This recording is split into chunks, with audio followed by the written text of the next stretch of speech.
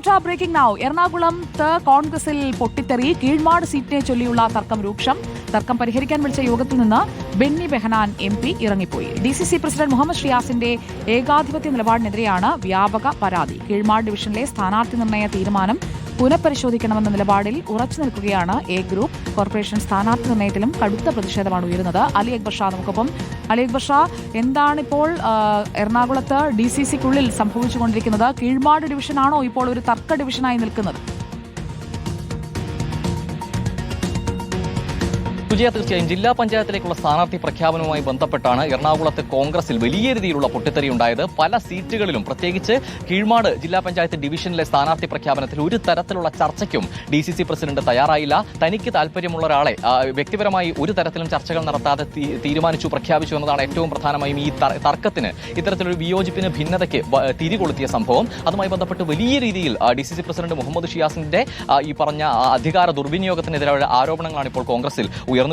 DCC president Muhammad Shiyas ഏകാധിപത്യ നിലപാട് സ്വീകരിക്കുന്നു, ഒരു തരത്തിലും അംഗീകരിക്കാൻ കഴിയില്ല എന്ന നിലപാടിൽ ഉറച്ചു നിൽക്കുകയാണ് എ ഗ്രൂപ്പ്. ഇതുമായി ബന്ധപ്പെട്ട് കീഴ്മാട് ഡിവിഷനിലെ പ്രതിസന്ധി പരിഹരിക്കാൻ ചേർന്ന യോഗത്തിൽ നിന്നാണ് ബെന്നി ബെഹനാൻ ഇറങ്ങിപ്പോകുന്ന സാഹചര്യം ഉണ്ടായത്. DCC പ്രസിഡന്റ് ഒരു തരത്തിലും തന്റെ നിലപാടിൽ നിന്നും പിന്നോട്ടില്ല എന്ന രീതിയിൽ ചർച്ചകൾ പോയതോടുകൂടിയാണ് KPCC അംഗങ്ങളും ഉൾപ്പെടെ ഇത്തരത്തിൽ യോഗത്തിൽ നിന്നും ഇറങ്ങിപ്പോകുന്ന സാഹചര്യം ഉണ്ടായത്.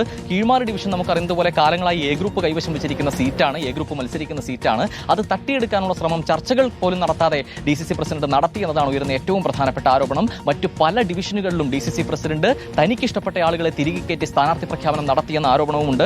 കൊച്ചി കോർപ്പറേഷനിൽ തന്നെ ഏകദേശം 10 സീറ്റുകളിൽ ഇത്തരത്തിൽ കോർ കമ്മിറ്റിയിൽ പോലും ചർച്ച നടത്താതെ DCC പ്രസിഡന്റ് സ്ഥാനാർത്ഥിയെ പ്രഖ്യാപിച്ചു എന്ന വലിയ രീതിയിലുള്ള ആരോപണം ഉയർന്നു വരുന്നു. KC വേണുഗോപാൽ വിഭാഗത്തിനും ഇതിൽ കടുത്ത അതൃപ്തിയുണ്ട്. അതിനുശേഷം തിരുവനന്തപുരത്ത് KPCC യോഗം ഇതുമായി ബന്ധപ്പെട്ട് ചേർന്നിരുന്നു. അവിടെ കൃത്യമായ അതൃപ്തി നേതാക്കൾ അറിയിക്കുന്ന സാഹചര്യമുണ്ടായി. ദീപാദാസ് മുൻഷിക്ക് മുൻപിൽ പരാതി അറിയിക്കുന്ന സാഹചര്യമുണ്ടായി. പക്ഷേ നിലവിൽ DCC പ്രസിഡന്റ് തന്റെ നിലപാടിൽ നിന്നും പിന്നോട്ടില്ല എന്ന നിലപാടിൽ തന്നെയാണുള്ളത്. അതുകൊണ്ട് തന്നെ ഒരു തരത്തിലും കീഴ്മാട് സീറ്റ് വിട്ടുകൊടുക്കില്ല എന്ന് എ ഗ്രൂപ്പ് ഉറച്ചു പറയുന്നു. കീഴ്മാട് ഡിവിഷനിൽ നേരത്തെ 3 പേരായിരുന്നു പ്രധാനമായും സ്ഥാനാർത്ഥി പട്ടിക പ്രഖ്യാപനത്തിൽ മുൻപന്തിയിൽ നിന്നിരുന്നത്. ഒന്ന് TH മുസ്തഫയുടെ സഹോദരൻ കൂടിയായിട്ടുള്ള അബ്ദുൽ ജബ്ബാർ ആയിരുന്നു. മറ്റൊന്ന് ബ്ലോക്ക് പഞ്ചായത്ത് മെമ്പറായ ഷമീർ തുകലനാണ്. ഒന്ന് മുൻ കോൺഗ്രസ് ബ്ലോക്ക് പ്രസിഡന്റ് അബു ആണ്. പക്ഷേ ഈ പട്ടികയിൽ ഉണ്ടായിരുന്ന, പരിഗണനാ പട്ടികയിൽ ഉണ്ടായിരുന്ന എല്ലാ പേരുകളും തള്ളിക്കൊണ്ടാണ് DCC president Muhammad Shiyas PA മുക്താറിനെ സ്ഥാനാർത്ഥിയായി പ്രഖ്യാപിക്കുന്ന സാഹചര്യം ഉണ്ടായത്. ഈ മുക്താർ ഡിവിഷനിലുള്ള ആളല്ല, ഡിവിഷന് പുറത്തുള്ള ഒരാളെ എന്ത് കാരണത്തിന്റെ പുറത്താണ് ഈ അർഹരായവർ നിൽക്കെ ഡിവിഷനിൽ സ്ഥാനാർത്ഥിയായി പ്രഖ്യാപിച്ചതെന്നതിന് വിശദീകരണം നൽകണമെന്നതാണ് DCC പ്രസിഡന്റിനോട് എന്തായാലും എ ഗ്രൂപ്പ് മുന്നോട്ട് വെക്കുന്ന ഏറ്റവും പ്രധാനപ്പെട്ട വിഷയം. നമുക്ക് നേരത്തെ അറിയുന്നതുപോലെ തദ്ദേശ തെരഞ്ഞെടുപ്പുമായി ബന്ധപ്പെട്ട് പല സീറ്റുകളിലും DCC പ്രസിഡന്റ് തന്നിഷ്ടപ്രകാരം സ്ഥാനാർത്ഥിയെ പ്രഖ്യാപിച്ചു എന്ന് കാണിച്ച് മഹിളാ കോൺഗ്രസിന്റെ, അതുപോലെ തന്നെ മത്സ്യത്തൊഴിലാളി കോൺഗ്രസിന്റെ എല്ലാം നേതാക്കൾ തന്നെ വിമതരായി മത്സരിക്കുമെന്ന് പ്രഖ്യാപിച്ചുകൊണ്ട് രംഗത്തെത്തുന്ന സാഹചര്യവും ഉണ്ടായിട്ടുണ്ട്. അതുകൊണ്ട് തന്നെ കോൺഗ്രസിനെ സംബന്ധിച്ച് എളുപ്പമല്ല കാര്യങ്ങൾ എറണാകുളത്ത് എന്ന സൂചന തന്നെയാണ് ഈ ഘട്ടത്തിൽ ലഭ്യമാകുന്നത്.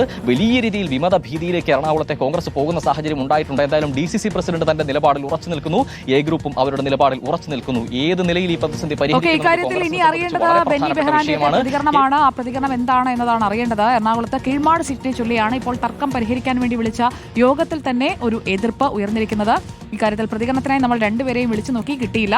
എന്തായാലും അവരുടെ പ്രതികരണം വരുമെന്ന് പ്രതീക്ഷിച്ചുകൊണ്ട് ഒരു ചെറിയ ഇടവേള.